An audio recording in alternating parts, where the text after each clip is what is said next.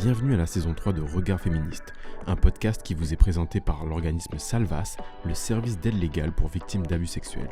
Le but de ce podcast est de discuter avec nos invités d'une multitude de sujets afin de s'instruire, de se questionner et de repenser les codes ensemble, le tout sous une perspective féministe.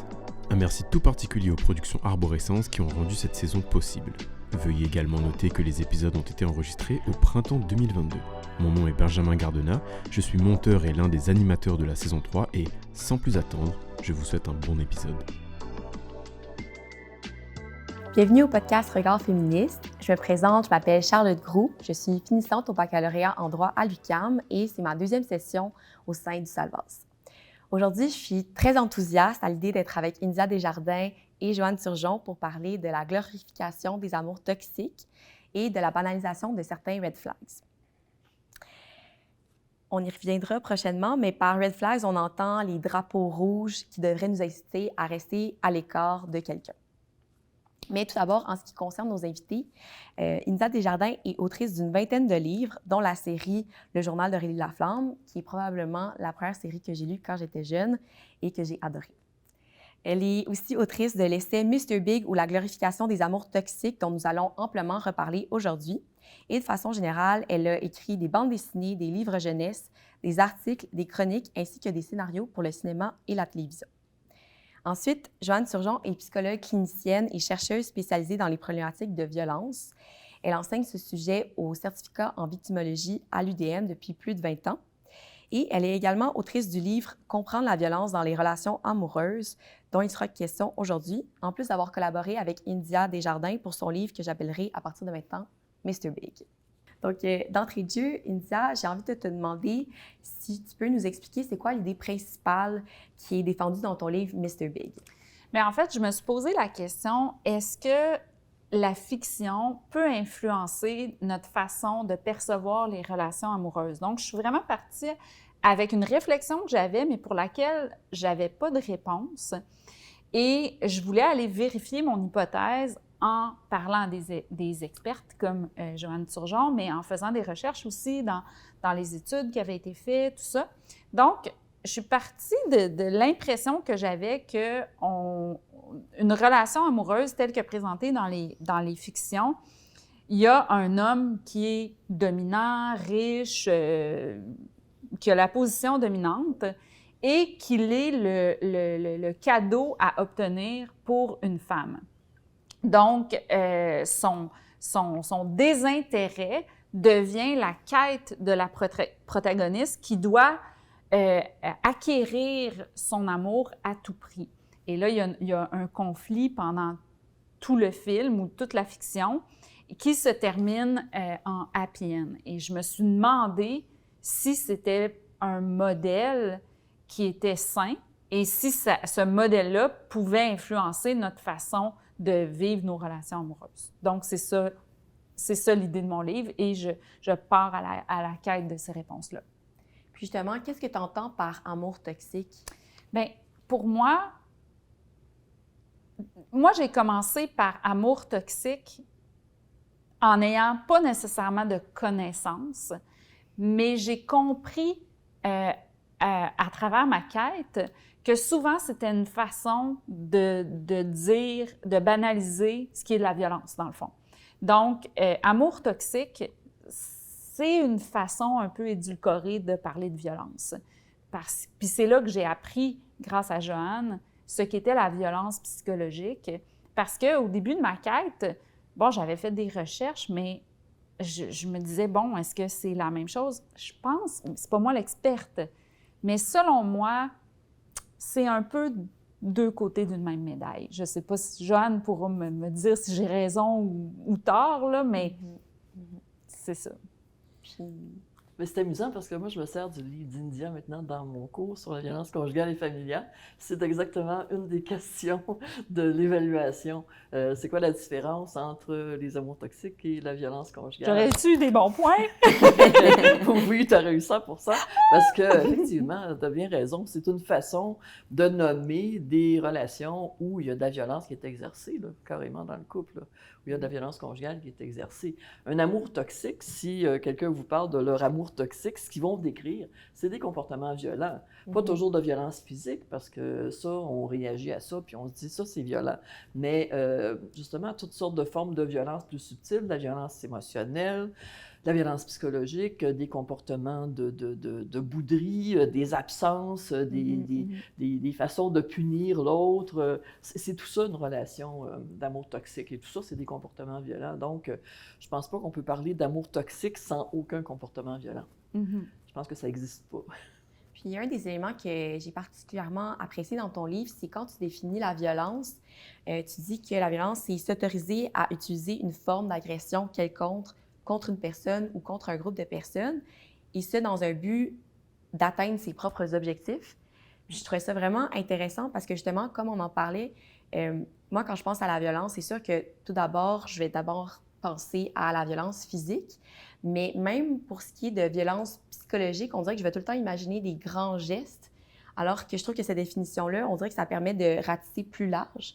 Puis je me demandais de te donner des exemples, mais qu'est-ce qu'on pourrait qualifier de comportement violent en termes de violence psychologique? Est-ce que le fait aussi de mentir, de tromper son partenaire, est-ce que ça peut être considéré comme de la violence psychologique? Bien, c'est sûr que c'est quoi l'objectif de mentir? Hein? Généralement, c'est d'exercer un certain pouvoir sur l'autre en transformant la réalité, en lui donnant de fausses informations.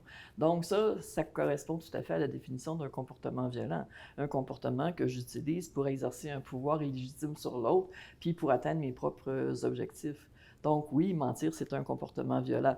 Je veux dire, tout le monde le fait là, un jour ou l'autre, là, puis c'est pas une raison pour subir la chaise électrique, mais c'est quand même... Moi, ce que je trouve important, c'est qu'on le réalise quand on le fait et qu'on apprenne à se l'interdire un peu, tu sais, parce que c'est pas sain une relation où une personne ment à l'autre. On déséquilibre le pouvoir en le faisant. Oui. Mais je veux juste ajouter un bémol que des fois, là, tu sais, comme, mettons, si mon chum me dit pas qu'il y a une araignée, il n'est pas en train, tu sais, je veux dire, il peut y avoir des nuances là-dedans. Mais si on ment pour une tromperie, qui n'est pas un accord de couple, parce que l'infidélité, ça peut être un accord de couple, tu sais, je pense qu'il y a certaines façons de vivre des couples. Mais si dans l'accord de couple, il y a la fidélité, ben oui, moi, selon moi, tromper, ça fait partie. Oui, c'est un comportement violent parce qu'on prend un pouvoir contre l'autre en le faisant, ce comportement-là. Puis c'est pas respectueux de l'autre. Puis l'autre, si on ne sait pas, si on le dit pas, puis on le cache, puis on le trompe, on le dit pas parce qu'on sait très bien qu'il y aurait une conséquence. On sait très bien que l'autre aurait une réaction. Donc, on ne veut pas cette réaction-là. Notre objectif, c'est que l'autre ne réagisse pas, que l'autre ne puisse pas finalement réagir.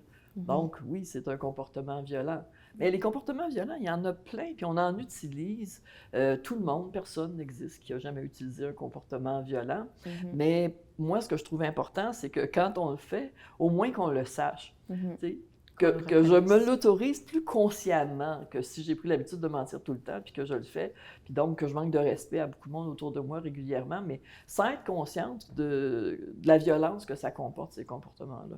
Puis tu me disais aussi, quand je t'avais interviewé pour mon livre, que, tu sais, dans le fond, des conflits, ça existe.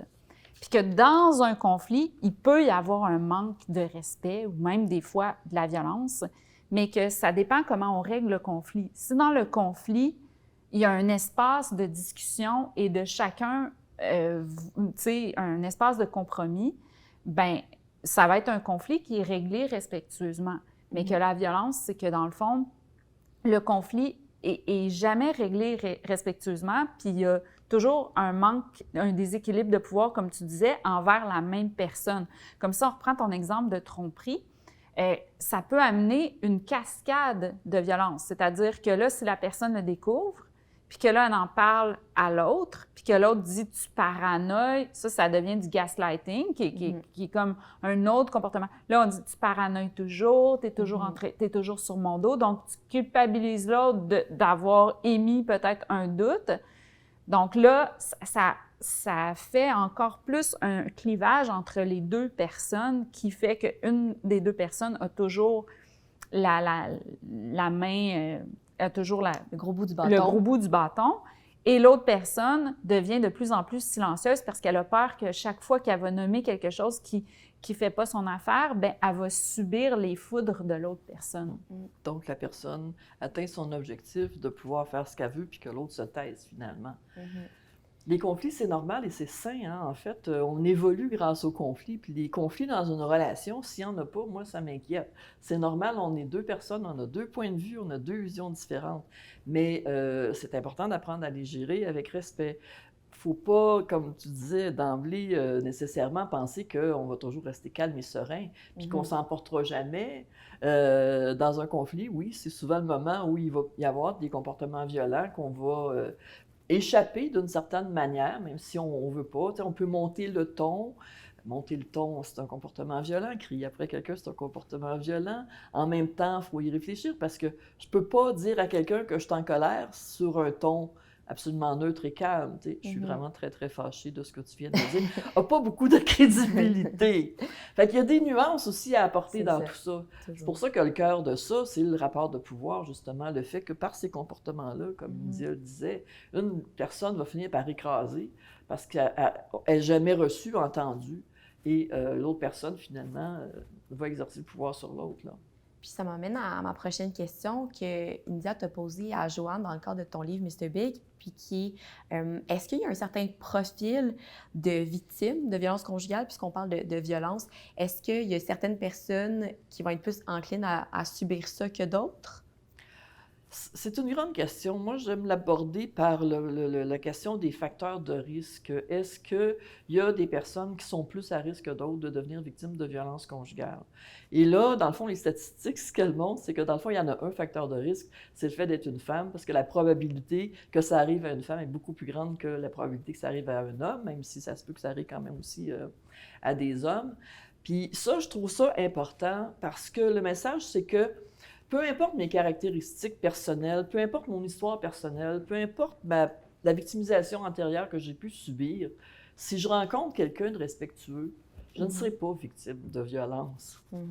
Et si j'ai vécu des histoires passées difficiles, bien, ma relation amoureuse va me permettre justement de me rétablir, de me rééquilibrer, d'aller mieux grâce à cette relation-là. Puis c'est mutuel, hein? On s'apporte mutuellement, là. Fait que l'autre aussi risque d'aller mieux parce que la relation est respectueuse.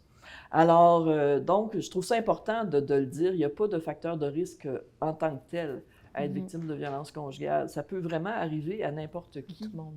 Peu importe nos caractéristiques, ça peut arriver. Mais puisque tout à l'heure, on parlait de relations de pouvoir, donc est-ce qu'on pourrait quand même dire que le fait d'être dans une relation inégale, par exemple en termes financiers ou par l'âge ou par d'autres facteurs, est-ce que ça peut, pas faciliter, mais davantage mener à une relation de violence ou, comme tu as dit, il n'y a pas de facteur? Mais je me demandais si justement le facteur d'inégalité, ça peut... Je dirais qu'il y a souvent des inégalités dans des relations amoureuses. Des fois, une personne a plus d'argent que l'autre, plus de pouvoir social, est plus connue. Donc, les inégalités dans les couples, ça existe, c'est fréquent. Ça peut être utilisé pour exercer un pouvoir illégitime sur l'autre si on s'en sert contre l'autre. Hein, on sait bien que toi, tu n'as pas d'argent, fait que c'est moi qui va décider. Donc, imposer par ça notre volonté à l'autre, bien, à ce moment-là, c'est de la violence qu'on utilise. C'est pas ça qui favorise la violence, mais ça peut être utilisé, et ça l'est souvent dans les couples, utilisé pour établir son pouvoir, pour écraser l'autre, pour... Tu sais, je vais te donner un exemple de la télé-réalité. Un jour, j'écoutais une télé-réalité, puis il y a un gars qui disait « Moi, là, j'aime ça une fille qui... » Quand j'y propose une activité, elle me dit « Ah, ben moi, j'aimerais mieux faire ça. » Pour moi, dans cette phrase-là, il y a déjà une inégalité. Ça veut dire que ce gars-là, OK, lui, dans sa vie, il ne considère pas qu'une fille, d'emblée, elle a ses goûts, ses préférences. Puis là, il est surpris quand une fille dit « Ah non, moi, j'aimerais mieux aller au restaurant qu'au cinéma. » Tu sais, pour lui, là, c'est une grosse surprise, puis ça il développe un intérêt envers cette personne-là qui a normalement, qui n'est pas supposé, par son genre, avoir une opinion, ses envies, son agentivité, comme on appelle. Puis, pour moi, ça décrit tout. Déjà, en partant dans la société, il y a des inégalités qui fait que, souvent, dans une relation, il y a quelqu'un qui va penser qu'elle a un droit sur l'autre, le droit de décider les moments qu'on se voit, les moments qu'on se texte, les moments que qu'est-ce qu'on fait. Puis je trouve que déjà en partant, on peut le voir, puis déjà d'être capable là, de reconnaître ça, de reconnaître quand tu es dans une relation où tu n'as jamais le droit d'avoir toi-même une envie. Déjà en partant, pour moi, tu parlais de red flag, sans flag. C'est drôle, ça me fait penser que j'avais des amis qui travaillaient dans des groupes pour conjoints violents, puis qui disaient que les gars dans les groupes conjoints violents, ils disaient souvent, parce qu'on entend souvent, bon, la femme se laisse faire, la femme se laisse dominer, puis tout ça, puis on disait, les hommes aiment, ces hommes-là violents aiment des femmes qui se laissent dominer. Puis là, les gars dans les groupes disaient, hey, moi, ma femme, elle se laisse pas faire, moi, ma femme, tu sais, elle s'oppose, tu sais, elle a du caractère. Fait que ça devenait quelque chose de comme presque exceptionnel, tu sais, et valorisé. Donc, ben, n'empêche que contrairement à l'opinion qu'on pense qu'un homme violent va chercher une femme qui se laisse facilement dominer, c'est pas nécessairement ça, là, au contraire. Ça se fait de face, ça se construit, là. Comme tu en parles dans ton livre, que la violence conjugale, ça n'arrive pas à la première date, c'est quelque chose qui se... Non, ça ne marche pas une relation amoureuse où la première date, il y a quelqu'un qui est violent envers l'autre, là, parce que on a beau être attiré, on a beau ressentir vraiment des émotions fortes envers la personne. C'est le premier soir, la personne exerce un comportement violent, bien notre petit cœur, là, même si on voudrait rester attiré puis rester en amour, le petit cœur, il va dire « Oups, je suis plus intéressé, je peux pas ». On a besoin de recevoir de la considération positive. On a besoin d'être respecté. C'est un besoin viscéral. À travers la violence conjugale, on l'oublie à un moment donné, ce besoin-là, parce que justement, ça commence par une relation amoureuse qui va au départ bien, puis qui va se détériorer graduellement. Le pouvoir va se déséquilibrer. Donc, c'est sûr qu'après un certain temps, la quête de respect puis de reconnaissance, elle s'en va. Il y a tellement d'autres enjeux, là. Puis, pourquoi est-ce que c'est aussi confrontant de reconnaître qu'on vit de la violence dans une relation amoureuse? Bien, je peux m'essayer, puis tu me diras si j'ai tort, mais je pense que la plupart des gens, premièrement, continuent d'aimer la personne, disent « on est dans une mauvaise passe », puis ils se font tellement mettre dans la tête qu'ils font partie du problème. Donc, ils vont dire, bien, j'ai participé à ça parce que ça fait des mois que la personne se fait dire, bien, c'est de ta faute, c'est à cause de toi que je suis comme ça, puis tout ça, donc tu te remets en question. Puis, tu veux pas dire que la personne que tu aimes est une personne violente, puis c'est difficile de sortir de cette relation-là parce que, comme Joanne m'a déjà dit, t'aimes la personne pour ses beaux côtés et non pas pour ses mauvais côtés. Puis c'est difficile parce que c'est honteux d'avouer ça sur soi-même, de dire « Hey, j'ai été dans une relation où j'ai été victime de violence. » Tu veux jamais être ça. Même des fois, c'est difficile. C'est même difficile pour les violences sexuelles parce que souvent, avant que tu t'avoues à toi-même que tu as été victime de violences sexuelles, c'est un cheminement parce que tu as honte de ça. Donc, je pense que c'est la honte qui est beaucoup là, puis aussi l'impression que tu fais partie du problème. Dis-moi si j'aurais eu une bonne note. Oui, c'est très, très bien. Très, très bien ce que tu dis. Ce que j'ajouterais, c'est que la relation amoureuse, là, quand même, il faut se l'avouer, là, c'est la relation la plus importante pour tous les êtres humains. Là. Être en amour, la relation amoureuse, c'est la relation la plus importante, la relation où on s'investit le plus. Une relation où on s'engage à long terme aussi. Donc, tout ça fait qu'on souhaite que ça continue. Hein? Même si on peut divorcer, se séparer, là, il n'y a jamais personne qui va dire « Yeah, je me suis divorcée ». C'est un échec, se séparer. Donc, le côté relation aussi, cet investissement-là, il est important. Puis, comme tu disais, bien, c'est une personne qu'on aime, c'est une personne qu'on choisit, c'est une personne qu'on aime pour ses qualités réelles. Les qualités qu'on aime, on ne les a pas rêvées, là. Elles sont réelles. Cette personne-là, elle a vraiment des qualités comme tous les êtres humains. Et donc, être obligé de se séparer de quelqu'un qu'on aime, dont on aime les qualités, à cause des comportements violents que cette personne-là a envers soi, c'est comme pas une bonne raison. Puis donc, on veut toujours croire que ça peut changer, que la personne peut arrêter de nous traiter de cette façon-là et réaliser que ça n'a pas de bon sens. Malheureusement, ça ne vient pas, là. Puis comme dans le cycle de la violence, il y a un côté où il y a un moment où la personne s'excuse et où la personne offre une période lune de miel, mais tu t'accroches toujours à ce moment-là du cycle de la violence parce que à ce moment-là, la personne est à son meilleur. Donc, c'est vraiment difficile. C'est vraiment un cycle qui fait que c'est difficile à un moment donné, tu deviens tout mêlé sur ce que tu vis, puis tu penses plus au beau côté. Et quand tu es à l'intérieur de la relation, de toute façon, tu le vois pas, le cycle. C'est un regard posé de l'extérieur, le cycle de la violence. C'est un regard un peu d'intervenant. Tu sais, on en a beaucoup parlé. Mais si je suis dans une relation amoureuse, je veux dire, puis qu'il y a un conflit, puis qu'il y a des comportements violents qui sont utilisés contre moi, puis qu'après, bien, on règle le problème, puis ça passe, je vois pas un cycle, là. Moi, je pense qu'on a eu un problème qui est derrière nous, puis je veux qu'on aille de l'avant dans une relation qui va continuer, puis qui va être le fun, puis où je vais retrouver le plaisir d'avoir été en relation avec la personne. Donc, tu sais, le cycle de la violence... Tu sais, quand on accompagne des victimes, à un moment donné, elles peuvent le découvrir, mais il faut faire attention parce qu'imposer le cycle à quelqu'un qui ne le voit pas, ça peut être nuisible dans notre lien avec la personne.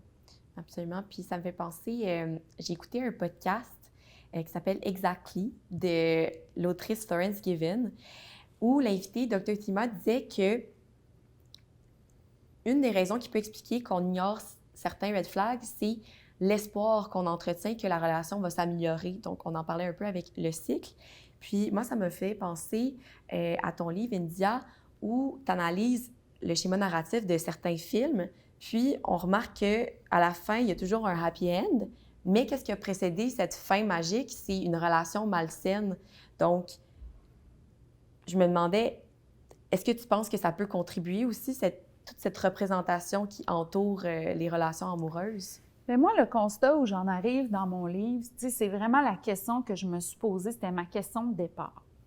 Puis, il y a des recherches faites en ce sens-là.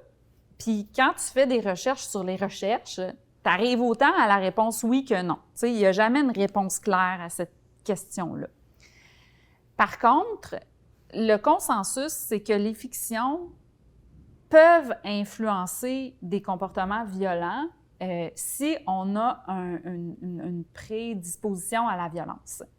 Mais là où moi, j'ajoute une question supplémentaire, c'est que si certains comportements ne sont pas considérés comme de la violence et qui sont banalisés, est-ce qu'on peut vraiment les reconnaître et donc avoir une distance? Si la violence ne nous influence pas, si on n'a pas de prédisposition, mais si on ne les reconnaît pas, est-ce que là, on n'est pas en train de banaliser quelque chose qu'on peut reproduire? C'est là où c'est une question que moi, je ne suis pas une scientifique, je ne pourrais pas y répondre. C'est je lance ça à la société, de me dire, bien, on n'est pas capable en ce moment de prendre une distance par rapport à ce qu'on voit parce que c'est tellement...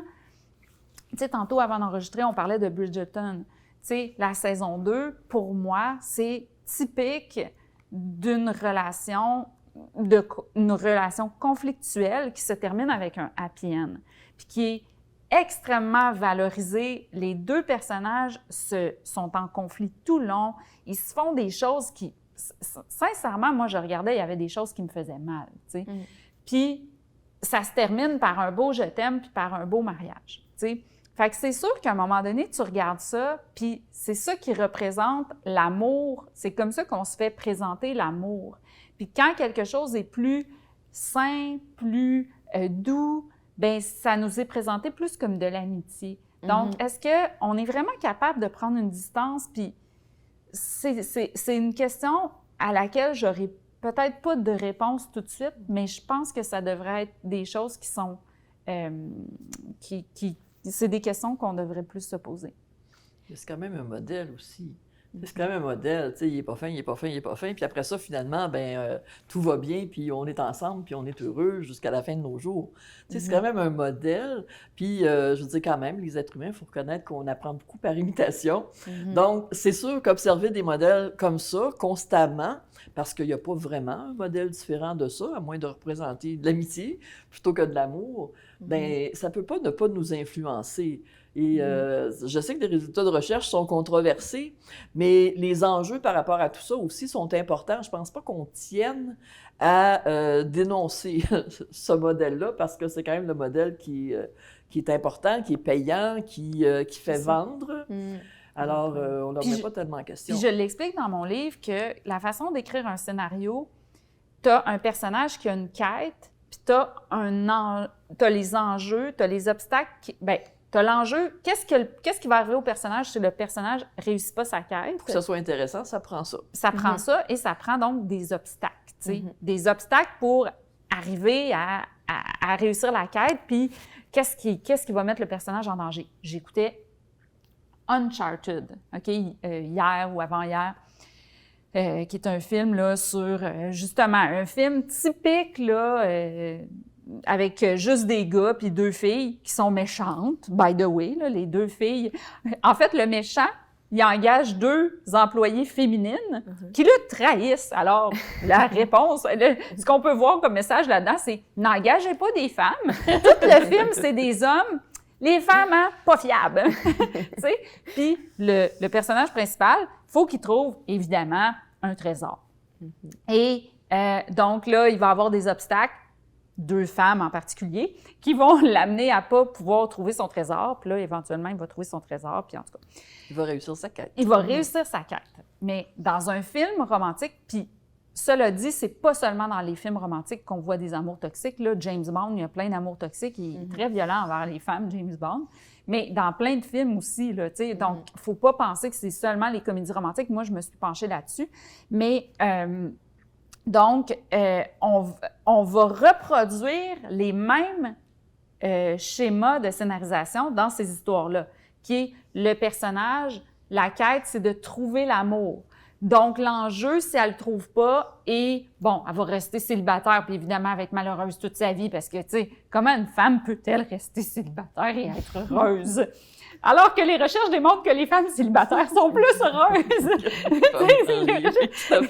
Puis, l'enjeu, bien, c'est ça. Puis, les obstacles, ça va être que, dans le fond, il y a des conflits. Puis là, ben ces conflits-là vont mener à, éventuellement... Et quand les amoureux reviennent ensemble, bien ça, pour moi, c'est parce que quand tu vis une relation toxique, puis je veux dire, moi, j'en ai vécu, quand la personne revient, tu te sens comme la personne la plus importante du monde. Tu te dis, hey, il pourrait rencontrer plein d'autres filles, mais il me choisit, malgré nos conflits.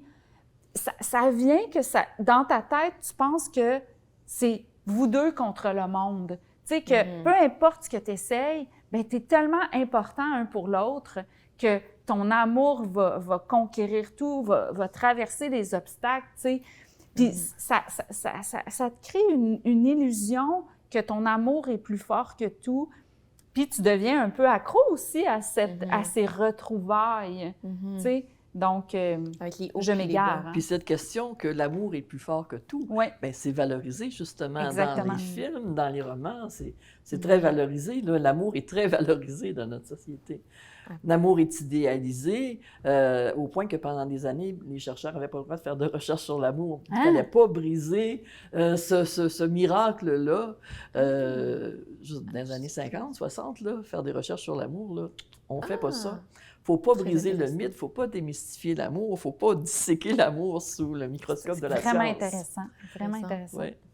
Puis tu m'avais parlé un peu de l'influence de la religion par rapport aux relations amoureuses. Puis justement, quand je parlais d'espoir tout à l'heure, l'influence que la religion avait pu avoir sur ce thème-là, est-ce que tu pourrais nous en parler un peu? Je pense que la religion, pendant longtemps, a passé le message de l'abnégation, de l'importance de faire passer l'autre avant soi, particulièrement pour les femmes. Et on est encore influencé par ça, même si on est beaucoup moins religieux au Québec qu'avant.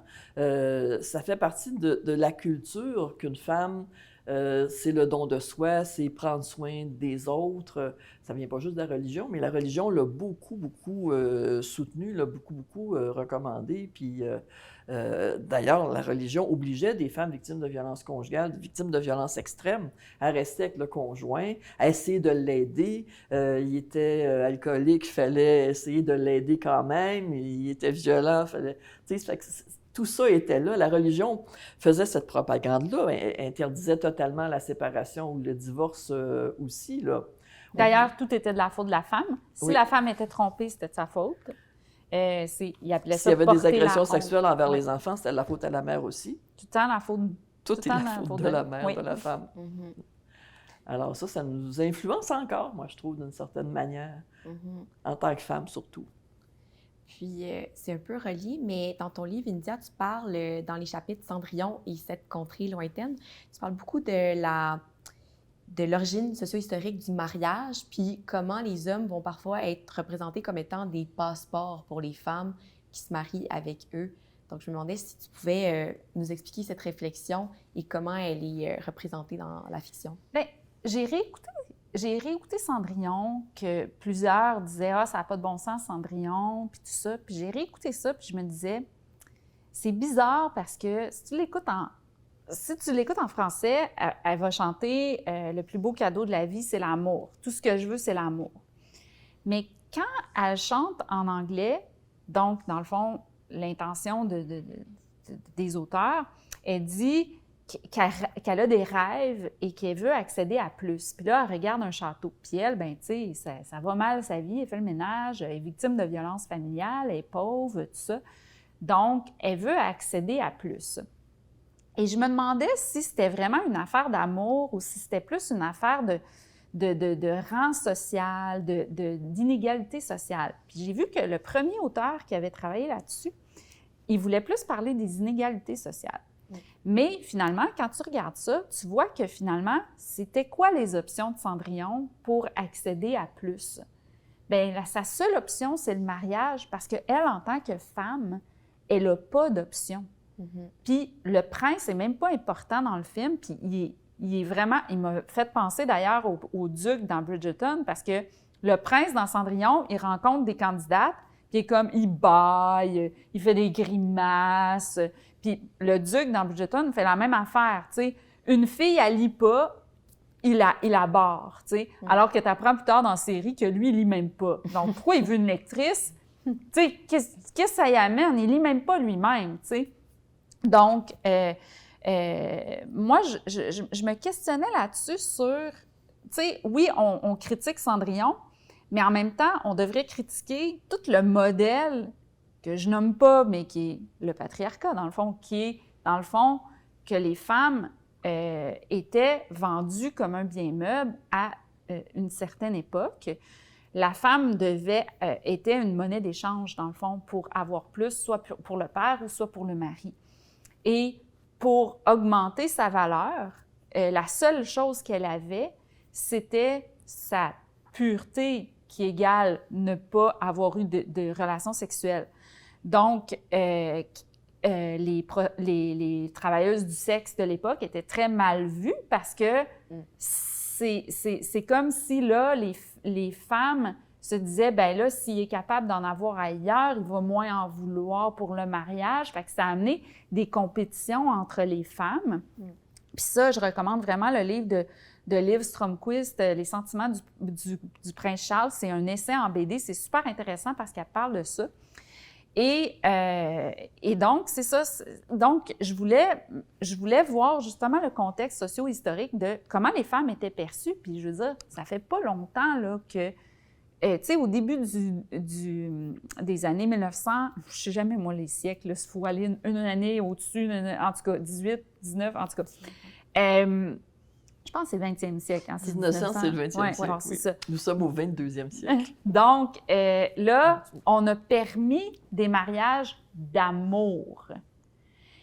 Et là, de choisir par amour, ça pouvait mettre la femme en danger économique parce que si, mettons, je prends mon exemple que je parle dans mon livre, Les filles de Caleb, Émilie a fait un choix d'amour parce qu'elle avait le choix amour économique. Émilie Bordelot a choisi son choix d'amour. Et finalement, de faire ce choix-là, ça l'a mis en énorme danger parce que finalement, son mari était un alcoolique, il était parti dans le bois, puis il la trompait, puis tout ça. Puis elle s'est ramassée mère monoparentale qui doit finalement s'occuper d'une famille de plusieurs enfants.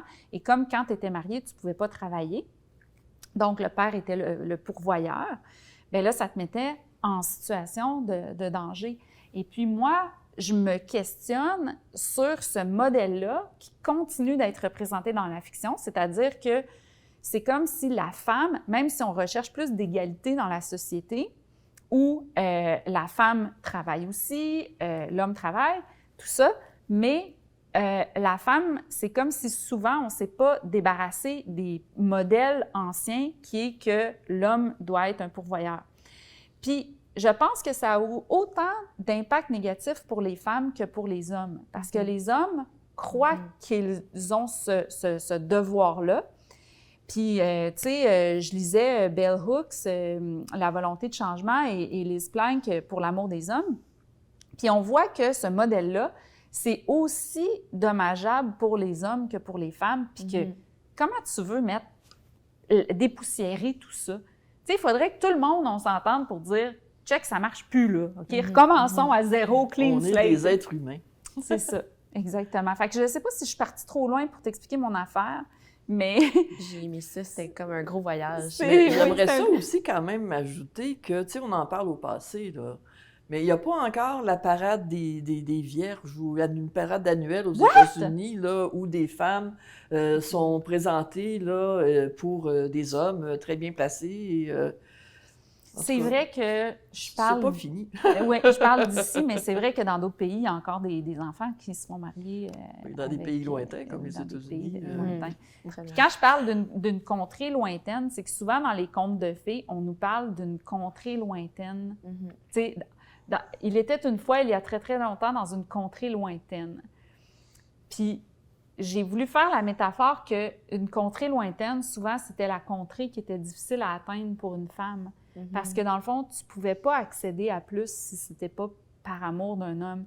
Puis, j'en parle aussi de certaines fois des femmes, pour pouvoir continuer leur éducation ou parce qu'elles n'avaient pas envie de se marier, bien, entraient en religion pour pouvoir avoir un métier, pour pouvoir se débarrasser de cette obligation-là de devenir femme et de devenir mère. Et c'était la seule façon qu'elles avaient, finalement, pour avoir un peu de prise sur leur vie. C'était devenir l'épouse de Dieu. Exactement. Et devenir l'épouse de Dieu, ça leur donnait une plus grande liberté, finalement. Tout à fait. Puis, on en parle depuis tout à l'heure, mais est-ce que tu pourrais un peu nous décrire c'est quoi l'archétype d'un Mr. Big, qui est en fait une sorte de prince charmant moderne? C'est quoi un peu les caractéristiques qu'on observe dans la fiction? Exactement. Tu sais, moi, Mr. Big, pour moi, c'est le prince 2.0. C'est un homme qui, dans le fond, on pourrait dire que c'est l'homme, puis ça peut être dans toutes sortes de contextes. Tu sais, je veux dire, dans Grease, c'est pas un riche, au contraire, mais c'est le boss des voyous. Tu sais. Le boss des voyous, c'est très intéressant. Donc, c'est un gars en situation de pouvoir, que ce soit économique, que ce soit par la popularité, que ce soit par la beauté. Donc, c'est un homme en situation de pouvoir qui va être en relation avec une femme, mais où il va exercer sa domination et qui va créer, dans le fond, une relation inégalitaire où c'est tout lui qui décide, puis qu'elle, elle doit se soumettre à sa volonté. Et selon moi, c'est la base qui peut créer une situation de conflit menant à la violence, soit psychologique ou autre. Et, parce qu'il est légitime, bien sûr, puisque c'est lui qui a le pouvoir, c'est lui qui décide. Donc, c'est légitime de corriger sa compagne. Oui, et on nous montre que ce modèle-là, c'est l'idéal à atteindre. Ce qu'on nous montre dans les fictions romantiques, c'est que l'idéal à atteindre, c'est un homme distant, dominant, que c'est lui qui décide, puis qu'éventuellement, lui qui n'est pas intéressé par l'amour ou par une relation, va finalement choisir une femme et que celle-ci va être tellement chanceuse parce qu'elle va avoir pogné le jackpot, qui est un homme distant dominant.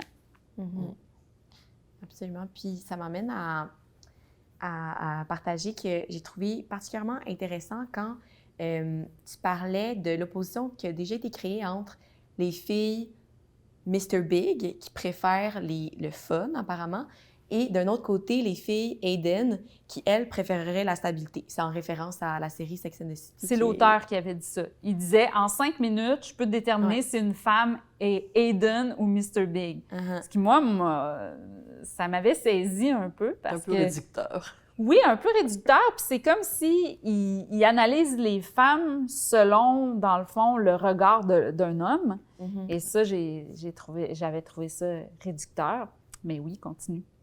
Mais le personnage d'Aiden que tu décortiques dans ton livre, il y a plusieurs couches, mais on pourrait dire que de façon générale, il est plus respectueux que Mr. Big.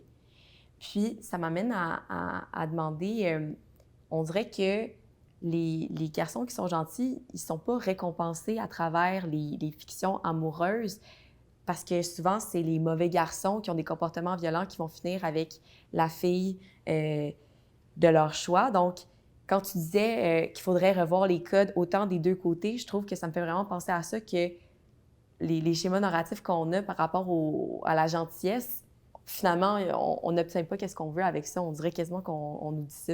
Bien, oui, puis, tu sais, pour moi, la gentillesse, là, ça devrait être de base. Le standard. Ça devrait être le standard. Puis là, c'est quasiment représenté comme être plate. Oui. Comme... Alors que pour vrai, dans la réalité, là, les couples heureux puis les couples qui durent, c'est souvent parce que l'homme est justement respectueux de sa compagne, puis que les deux personnes vivent une belle complicité puis une belle égalité.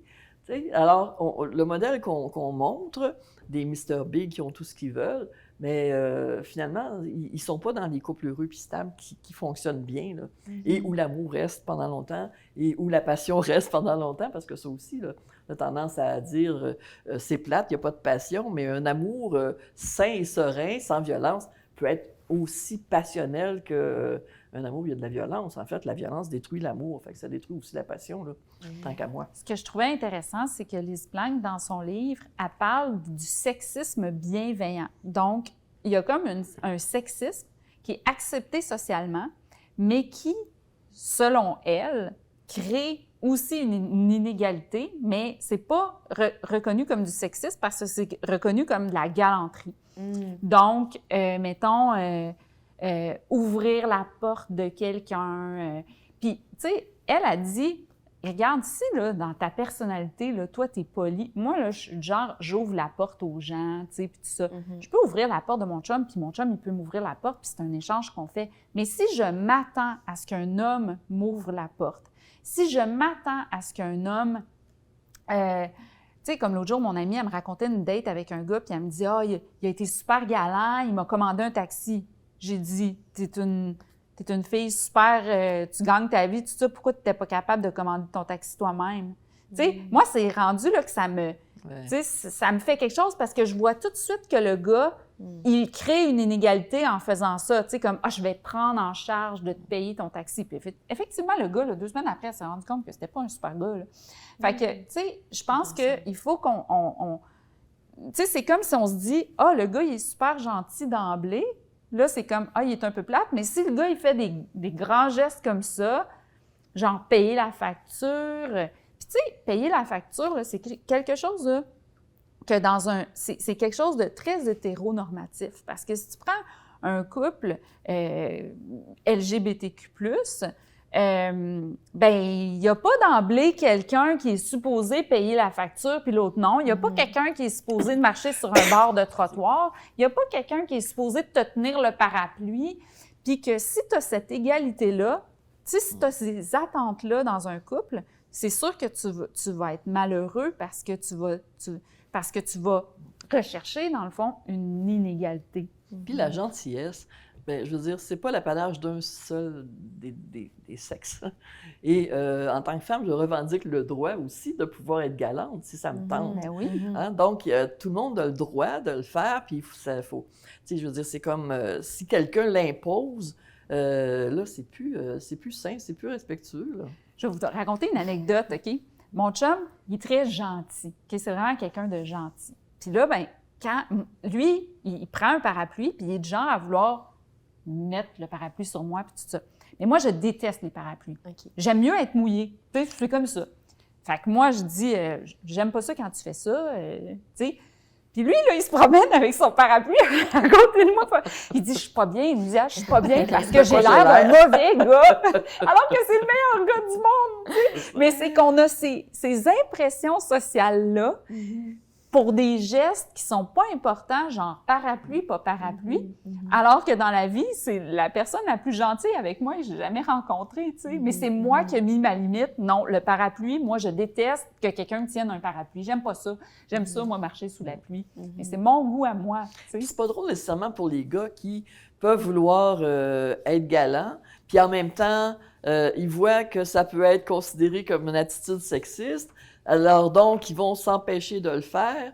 Tu sais, c'est comme ça crée des barrières alors que ça devrait pas. Alors que tout le monde devrait être gentil. Mais moi, selon moi, dans une relation égalitaire, il y a une discussion.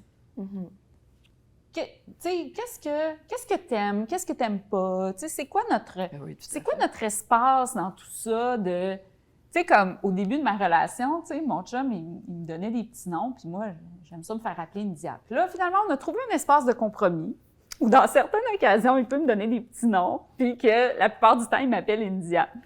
Fait que, mettons, si on est dans une soirée devant des gens, je préfère qu'il m'appelle India. Mais des fois, tu sais, spontanément, tu sais, s'il le ressent, tu sais. Fait que je pense que l'important, c'est l'espace de compromis là-dedans, tu sais. Puis la communication. La communication. Le respect dans la communication. Oui. Puis, puisqu'on parle de respect, de gentillesse, on se posait la question tout à l'heure, est-ce que vous connaissez des fictions qui, justement, représentent bien l'amour, bien, représentent l'amour de façon saine, on se la demandait, mais que ce soit série télé, film ou à travers la littérature? Bien, moi, l'autre jour, c'est drôle parce que j'en ai noté, là, puis là, j'ai oublié d'apporter ma liste, mais j'avais revu Bridesmaid, puis je m'étais dit, dans ce film-là, je trouve que la relation est... Le gars, il est sain. Tu sais, elle vit une relation qui n'est pas super saine. Donc, elle est vraiment surprise quand elle arrive avec un gars gentil, mais c'est le gars gentil qui gagne, tu sais, parce qu'elle se rend compte que finalement, ce qu'elle vit avec l'autre gars, c'est pas beau. Donc, finalement, elle a choisi le gentil. Mais il peut peut-être y avoir une autre partie qui est peut-être qu'avant de le choisir, c'est elle qui est pas trop fine, mais en même temps, je le vois plus comme... Je le vois pas comme de la violence, je le vois comme elle a tellement vécu, puis souvent, en tant que femme, souvent, on a vécu tellement de se faire... de devoir se piler sur le cœur qu'on pense que quand on va arriver dans une autre relation, c'est ça qu'on va devoir faire. Donc, on a peut-être des réactions, mais éventuellement... Donc, je pense que ça serait... Tu sais, je le vois comme quand même un beau choix. J'avais vu Easy A aussi, que je trouve que c'est un super film pour ados qui parle des doubles standards. Puis je trouve que le garçon, il est gentil avec elle, puis elle vit beaucoup de choses, mais ils sont gentils un envers l'autre. Mais il y en a, tu sais. Moi, j'ai pas d'exemple, mais ce que je trouve, par exemple, globalement, c'est que si on prend les séries, les téléromans québécois, je trouve qu'il y a eu beaucoup d'améliorations. Il y a beaucoup plus d'exemples de situations d'échanges respectueux. C'est beaucoup plus... Quand j'ai commencé à enseigner, je cherchais des exemples de respect, j'en trouvais pas. À un moment donné, j'ai démissionné. Parce qu'il était vraiment... Tu sais, j'aurais voulu... tu sais, j'ai créé des films à un moment donné pour démontrer la violence. J'aurais aimé avoir un peu l'équivalent, les prendre dans des... mais j'en trouvais pas. Mais je pense qu'aujourd'hui, je pourrais en trouver beaucoup plus. Je trouve que généralement, on est plus respectueux. Généralement, on fait plus attention. Je me rappelle, j'avais trouvé un exemple à un moment donné dans un téléroman où il y avait un jeune homme qui était végétarien. Il vivait avec sa grand-mère qui aimait manger de la viande. viande, il avait, sans le vouloir, imposé de devenir végétarienne. Puis quand il s'est rendu compte qu'elle se cachait pour manger de la viande, bien, il s'était remis en question, puis il avait dit « Hey, c'est pas ça que je veux que tu puisses être libre et tout ça. » Ça, c'est un exemple que j'avais utilisé pour parler de respect. Mais il y en a plus qu'avant. Je trouve qu'on évolue quand même collectivement vers plus de respect, vers moins de violence. Tu sais, il y a Gina Davis qui a une fondation, puis elle a fait 2 documentaires qui sont disponibles sur Netflix, dont Misrepresentation, j'en parle dans mon livre. Puis sa fondation aide vraiment à l'amélioration de la représentation des femmes dans les fictions. Donc, je pense que oui, puis je le vois aussi avec Disney, qu'il y a eu beaucoup d'améliorations par rapport à la représentativité. Donc, autant dans la diversité que pour les femmes.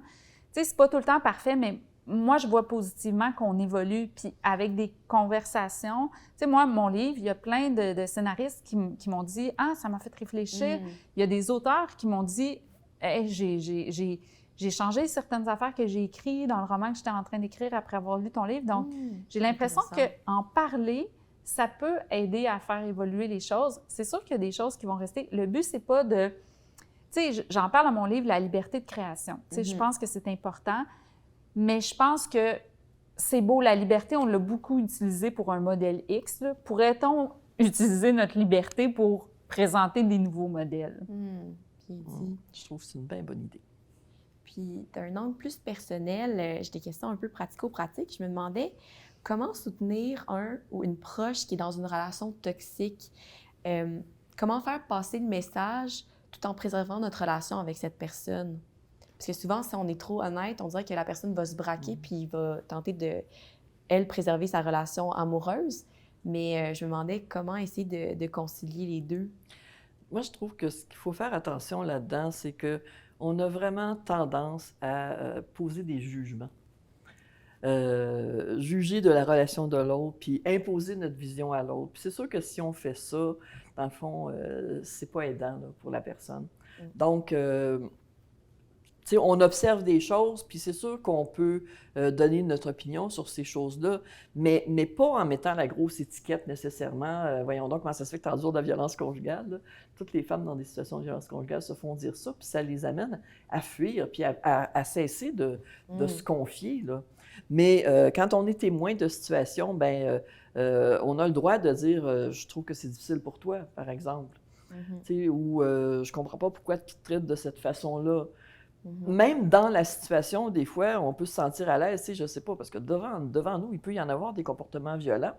Je ne sais pas, moi, le monsieur qui dit à la dame « Voyons donc, c'est bien niaiseux ce que tu fais », bien, on a le droit de dire « Ben moi, je ne suis pas d'accord, je ne trouve pas ça niaiseux du tout, je ne la trouve pas niaiseuse du tout. » On a le droit de se positionner par rapport à ce qui est en train de se passer. Puis souvent, ça, c'est plus puissant que n'importe quelle approche où on va donner notre évaluation, ce que tu subis, c'est de la violence conjugale, tu ne peux pas accepter ça. Ça ne marche pas en général. Apporter du soutien, rester présent, ça c'est important. Mais ne pas juger, parce que c'est un jugement. Je veux dire, je suis spécialisée là-dedans, je suis psychologue, c'est ma job de le faire. Mais si je dis à quelqu'un dans mon environnement qui ne vient pas me consulter, ce que tu vis, c'est de la violence conjugale, je porte un jugement, mais je n'ai pas le droit de faire ça. Moi, mettons, si je prends mon exemple personnel, j'avais deux genres de personnes dans mon entourage. J'avais les personnes qui me disaient leur perception, tu sais, que je vivais une relation qui n'était pas normale, puis qu'ils me disaient, tu sais, on dirait que ils appelaient ça le syndrome de la femme battue, là, tu sais.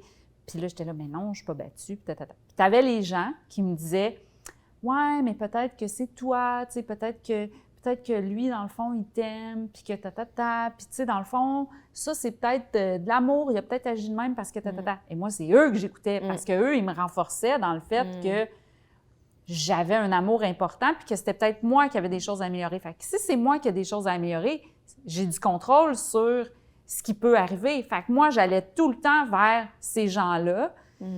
Et ces gens-là, j'étais comme... Mais ces gens-là, je ne les ai pas perdus comme amis. T'sais, ces gens-là, je suis contente aujourd'hui de les avoir eus parce que... Puis je suis encore amie avec les deux. Mais je suis contente qu'il y ait des gens qui n'étaient pas juste des gens qui me renforçaient dans cette relation-là. Je suis contente qu'il y ait eu des gens parce que ces gens-là, c'est quand même resté dans ma tête. Fait que moi, je dis, si les gens, quand là, tu es ami avec quelqu'un, là, son opinion, elle compte pour toi. Tu sais, je pouvais dire non, mais peut-être que tu penses ça, mais c'est pas ça. Puis c'est correct, ils me respectaient. Moi, j'ai le droit de dire que je suis pas d'accord. Mais aujourd'hui, je leur dis merci de m'avoir dit la vérité, puis de m'avoir aidé à poursuivre ma réflexion, parce que même si je disais non, t'as tort, tout ça, ça restait dans ma tête, puis ça aidait mon observation. Même si moi, je voulais y retourner, ça aidait mon observation de l'affaire. Fait que moi, je pense qu'il ne faut pas s'empêcher de dire délicatement les choses avec respect, parce que une personne qui est dans une situation qui est douloureuse pour elle, ça va peut-être aider son cheminement, qu'elle n'ait pas juste des amis qui la confortent dans ce qu'elle veut. Puis quand tu es victime d'une situation comme ça, là, tout ce que tu veux, là, c'est de retourner. Parce que tu l'aimes, la personne. Fait que tu veux quelqu'un qui va te dire que tu fais bien de retourner. Tu veux quelqu'un qui te réconforte dans ton choix. Tu veux pas la personne qui te confronte. Mais la personne qui te confronte est importante parce que c'est elle qui va permettre à ta réflexion d'évoluer. Le problème, c'est que les victimes se retrouvent très souvent très isolées parce que là, ils ont autour d'elles des personnes qui les confrontent et qui finissent par devenir tannées des confrontés parce que ça peut prendre du temps. Et souvent, là, les liens se brisent, se renouent plus tard, souvent, quand... mais des fois, tu sais, moi, j'ai vu des personnes se faire dire « Là, si tu te sépares pas, là, moi, je peux plus rien faire pour toi. Là, je peux plus t'entendre parler, je suis plus capable. » Ça, c'est vraiment difficile. En même temps, c'est sûr qu'il faut dire quelque chose parce que si je sais qu'il y a de la violence ou si j'observe une situation de violence puis que je dis rien, s'il y a un message que je passe, je suis en train de dire que c'est correct. Oui. Puis moi, je veux dire que moi, là, je plaide coupable parce que moi, là, mettons, ayant vécu ça, puis ayant des gens qui sont restés avec moi, des fois, je rencontre des gens à qui j'offre là, de l'aide, là, tu sais. Mais, puis je vois, la personne, elle nomme les comportements violents, puis tout ça, puis tu sais, puis moi, là, je donne mon aide, je donne mon écoute, puis tout ça. Puis là, quand la personne, ça fait 4, 5 fois qu'elle retourne, puis c'est tout le temps la même affaire, à un moment donné, je l'avoue, je suis tannée. Puis autant que je voudrais être avec cette personne-là jusqu'au bout, j'ai plus d'énergie. Tu sais, si c'est ma meilleure amie qui vit ça, c'est correct, je vais être avec elle jusqu'au bout. Mais des fois, j'ai juste pas la capacité d'être là pour une personne. Fait que oui, moi, je plaide coupable. Des fois, j'ai pas la capacité d'être là jusqu'au bout pour une personne. Mais ça, c'est un signe que on veut trop, on veut plus que la personne. Tu sais, l'important, c'est d'être là, de rester là le plus possible, d'accompagner, mais sans le prendre sur nous, sans... Tu sais, si on est capable de rester à notre place, de savoir que l'autre est là, c'est plus facile. À un moment donné, on veut trop pour l'autre, on veut le faire à sa place. On lui dit quoi faire, elle le fait pas, on s'arrache les cheveux. On sait qu'elle reste pris là-dedans, on trouve ça difficile, on trouve ça épuisant. Là, il y a quelque part où il y a une limite qu'on respecte pas entre l'autre et soi. Puis ça, c'est épuisant, là. Puis d'ailleurs, les intervenants qui font de l'accompagnement auprès des victimes de violences conjugales leur rencontrent ce problème-là et doivent apprendre, justement, à être capables de respecter cette limite-là, tu sais. Je veux dire, c'est d'abord, une victime de violence conjugale, c'est pas une personne nécessairement qui a des problèmes de santé mentale. C'est pas une personne déséquilibrée. C'est une personne qui est prise dans une situation extrêmement difficile et il faut la respecter comme ça aussi, puis respecter ses choix. Oui, on va lui donner notre opinion, mais c'est le respect de ses choix, puis garder la conviction que cette personne-là est capable de prendre les bonnes décisions, tu sais. Pas la traiter finalement nous-mêmes avec mépris. Donc, c'est pas facile, mais c'est vraiment important parce que quelqu'un qui est pris dans une situation comme ça a besoin de personnes qui restent autour d'elle. Puis je trouve important de nommer que souvent, les victimes, ils vont développer des comportements erratiques qui vont faire justement qu'on a envie de s'éloigner d'eux. Puis souvent, les gens vont commencer à penser que c'est ces personnes-là le problème. Alors que l'autre, lui, qui a tout le temps tout ce qu'il veut, il reste charismatique, de bonne humeur, tout ça. Donc, c'est sûr qu'on va mettre la faute sur la personne qui subit la violence, puis on dit, ben voyons, c'est elle, là, le problème, là. Elle agit de même, elle agit de même, elle agit de même. Puis ça, là, c'est très sournois, puis ça fait que souvent, ça met pas le regard sur la bonne personne. Puis, tu sais, je tiens absolument, vu qu'on parle de ça, puis je sais qu'on n'a plus beaucoup de temps, mais à parler de violence réactionnelle, parce que souvent, je trouve que c'est méconnu, puis souvent, des hommes qui vont dire « j'ai été victime de violence », souvent, quand tu poses des questions, la violence qu'ils ont vécue, c'est de la violence réactionnelle d'une femme, finalement, qui a réagi à la violence qu'elle vivait de la part de l'autre. La violence réactionnelle, c'est, décris-le. La violence réactionnelle, c'est qu'à un moment donné, quand on est victime de violence, à force de se faire traiter d'une façon, on finit par répondre sur le même ton. On finit par essayer de communiquer sur le même registre. Puis ben, c'est là que si la personne crie après nous, on va crier aussi. Et c'est absolument normal. Tu sais, on a l'opinion, justement, généralement, qu'une victime de violence conjugale, c'est quelqu'un qui fait rien, qui se laisse faire, une victime passive, là. C'est pas ça, la réalité. Moi, toutes les femmes que j'ai connues, que j'ai accompagnées, c'était toutes des femmes qui étaient très vivantes, très solides, qui s'affirmaient et tout, mais qui étaient prises dans une situation où, là, elles étaient prises à devoir se taire après un certain temps. Parce que le danger est omniprésent, tu ne sais jamais quand est-ce que la crise va arriver. Mais à certains moments, dans ces crises-là, toi aussi, tu réagis, là, parce que tu n'en peux plus, puis tu te dis, bien, il communique comme ça avec moi, c'est inconscient, tu ne dis pas ça consciemment, mais il me parle comme ça, je vais y parler comme ça, il va finir par comprendre. Là. Mais non, ça ne marche pas plus. Lily Boisvert, dans son livre « Match », parle d'un moment donné où elle subit beaucoup de la part du gars qu'elle fréquente. Et là, à un moment donné, elle dit la raison pourquoi je pense que puis il dit on dit la raison pour laquelle. Et là, elle se fâche et tout ça. Et là, lui, il dit qu'elle est folle, elle est violente et tout ça, et c'est elle qui passe pour la violente. Mais elles se battent pour dire la raison pourquoi, parce que là, il dit pourquoi voyons, c'est une erreur de français puis tout ça. Mais elle, c'est comme son dernier rempart pour rester elle-même dans cette relation-là où elle se met toute de côté. Puis la violence réactionnelle, c'est pas nécessairement correct de faire ça, c'est de la violence aussi. C'est un comportement violent, pareil, c'est un comportement violent, mais ça explique. Et souvent, quand on parle de co-violence, attends, là. Co-violence, il y a une personne qui a été violente, puis il y a une personne qui a eu une réaction. Donc, on va vite sur « Ah, c'était toxique entre les deux, c'était une danse à deux, c'était co-violent ». Je trouve ça important d'en parler parce que souvent, on va aller vite vers c'est pour ça que quand on parle de violence conjugale, c'est pas seulement les comportements violents qu'il faut observer pour comprendre. Il faut regarder le rapport de pouvoir. La dynamique. Puis j'avais une petite dernière question pour la fin. Question difficile, mais comment est-ce que... Là, on a parlé comment essayer d'outiller un proche, mais comment est-ce que nous-mêmes, on peut tenter de se sortir d'une relation toxique, d'une relation où il y a de la violence? J'imagine la réponse n'est pas simple, mais est-ce que vous auriez des pistes de réflexion par rapport à ça? Je pense qu'il faut apprendre à être capable de prendre le pouls de comment on se sent. Tout le monde a besoin de ça. T'sais, on est supposé être bien dans la vie, on est supposé être heureux dans nos relations. Être capable d'être en contact avec le malaise. Pourquoi je me sens mal en contact avec cette personne-là? Est-ce que je me... Tu sais, juste des fois à la base, là, est-ce que je me sens bien ou est-ce que je me sens mal? Je me sens plus souvent mal que bien. C'est quoi le problème? Donc, être assez en contact avec soi-même pour être capable d'identifier ça. Puis, tu sais, savoir que si on ne se sent pas bien avec quelqu'un, bien, ça se peut que ce soit préférable de s'en éloigner, là, avant d'aller trop loin dans la relation, puis avant de se perdre dans une situation de violence conjugale. C'est une façon de faire un petit peu de prévention dans sa propre vie. Choisir des gens avec lesquels on se sent bien. Choisir des gens qui trippent sur nous, tu sais, qui nous trouvent le fun aussi. C'est important, là. Ça existe plein de monde qui vont nous trouver le fun tel qu'on est. Se retrouver avec quelqu'un qui veut nous changer, qui ne nous trouve pas correct, qui nous fait toujours des reproches, là, ça ne nous fait pas de bien, c'est pas sain, on n'a pas besoin de ça. Ça ne veut pas dire qu'on pense qu'on est parfait. Pas besoin d'être parfait, mais on a des qualités, tout le monde, là, puis en interaction avec quelqu'un, c'est ça qui doit ressortir.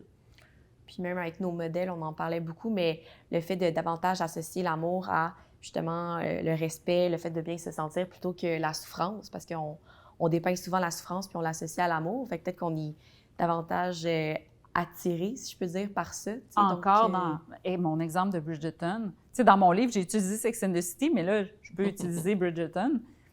Ils décrivaient leurs sentiments comme pas être capable de respirer. Tu sais, moi, longtemps, j'ai mélangé l'amour et l'anxiété. Je me disais, si je ressens de l'anxiété quand j'attends un texto, ben ça veut dire qu'il y a quelque chose. Oui. Alors que, tu sais, mettons, l'exemple de mon chum, que lui, c'était la première personne à pas me faire attendre pour un texto. Là, je me suis questionnée. Donc, au début, je n'étais pas habituée, tu sais. Mais c'est ça. Alors que je me rends compte aujourd'hui que l'amour, c'est justement d'être capable de respirer. C'est pas de s'empêcher de respirer, c'est d'être capable de respirer. Plus, au contraire, c'est d'être capable de si mon chum part en voyage, de vivre ma vie, puis d'être contente, puis de ne pas avoir mal en dedans, tu sais, en ayant peur de certaines choses, tu sais. C'est drôle parce qu'il y a des recherches qui ont quand même démontré qu'on peut facilement se tromper sur les émotions qu'on ressent. Et justement, la peur, on peut confondre ça avec l'attraction. Il y a des recherches qui ont démontré ça en induisant la peur chez des sujets, dans les années 70, des sujets de sexe masculin, puis les sujets interprétaient ce qu'ils avaient ressenti comme étant de l'attraction pour l'assistante de recherche. Donc, c'est exactement ce que tu décris, là. C'est fou! Tu sais, penser que ressentir de la peur, ça veut dire je ressens de l'attraction. Tu me valorises toujours mes réflexions! Merci infiniment, Joanne Turgeon et India Desjardins, pour l'entrevue et les réflexions sur les amours toxiques et les red flags. J'ai énormément appris par rapport à ces deux sujets, puis j'espère que ce sera aussi le cas pour notre auditoire. Par ailleurs, je vous recommande chaleureusement les deux livres dont il a été question aujourd'hui, soit Mr. Big ou La glorification des amours toxiques d'India Desjardins, publié en 2021 aux éditions Québec-Amérique, et Comprendre la violence dans les relations amoureuses de Joanne Turgeon, publié en 2018 aux éditions Précaré. Aussi, si vous êtes à la recherche de ressources en lien avec la violence conjugale, je vous invite à consulter notre site internet www.lesalvas-aidelegale.com sous l'onglet « Ressources ». Alors, c'est ce qui conclut l'épisode. Merci énormément pour votre écoute. Merci infiniment pour votre écoute. Si vous avez apprécié cet épisode, n'hésitez pas à le partager à votre entourage. Pour être avisé de la sortie des prochains épisodes, abonnez-vous à Regard Féministe sur votre application de podcast préférée. Et pour suivre le Salvas, rendez-vous sur nos pages Instagram, Facebook ou encore sur notre site internet. Tous les liens sont dans la description de l'épisode. On se retrouve prochainement pour un nouvel épisode de Regard Féministe. À bientôt.